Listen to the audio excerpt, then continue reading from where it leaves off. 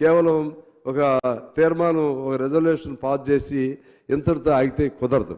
అది ఇంతకుముందు మన మిత్రులు చెప్పినట్లుగా చట్ట రూపం కూడా తీసుకుంటే కొన్ని మనం సొంతంగా కూడా చేయొచ్చు. నాకు తెలిసి కొన్ని రాష్ట్రాలు ఇంతకుముందు దేశవ్యాప్తంగా పాలసీ లేకపోయినా కొన్ని చేశాం. ఎన్ రామారావు గారు దానికి ఆదర్శులు మన తెలుగు రాష్ట్రంలో, ఉమ్మడి తెలుగు రాష్ట్రంలో. విపి సింగ్ గారు ప్రధానమంత్రి ఉండి ఆయన ఆదర్శుడు. అదే పద్ధతిలో ఇప్పుడు ఇక్కడ కూడా బీసీకి సంబంధించి ఒక ప్రత్యేకమైనటువంటి ఇవన్నీ అయిన తర్వాత మీరు ఏ అంశాల్లో ఇప్పటికీ కొన్ని స్థానిక సంస్థల్లో రిజర్వేషన్లు ఉన్నాయి, ఇంకా ఇప్పుడు పరిశ్రమల్లో రిజర్వేషన్ కావాలంటున్నారు. ఎందుకంటే రాను రాను కార్పొరేట్ సెక్టార్లు పెరిగిపోతూ ఉన్నాయి.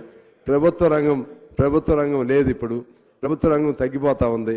ఈ విధంగా ఇవన్నీ ఒక అనుభవం కలిగినటువంటి సామాజిక ఎకనామికల్గా అనుభవం కలిగిన వాళ్ళని, అలాగే బీసీ సంఘాల పేరుతో పోరాటం చేస్తున్న వాళ్ళని, అన్ని పార్టీల వాళ్ళని కలిపి కూర్చుని రిజర్వేషన్లు ఎక్కడ పెట్టాలి, ఎట్లా పెట్టాలి, ఎవరికి పెట్టాలి, దానిలో క్రీమీ లేయర్ ఉండొచ్చా, క్రీమీ లేయర్ కూడా ఒక సమస్య ఉంది, అది ఉండొచ్చా ఉండకూడదా, అదేవిధంగా మహిళలకు సంబంధించి వితిన్ మహిళల కోటా ఉంటుంది, మహిళల కోటాలో మరలా వితిన్ ద కోటా రిజర్వేషన్స్ ఉండాలా వద్దా, ఇవి చాలా సమస్యలు ఉన్నాయి ఇందులో.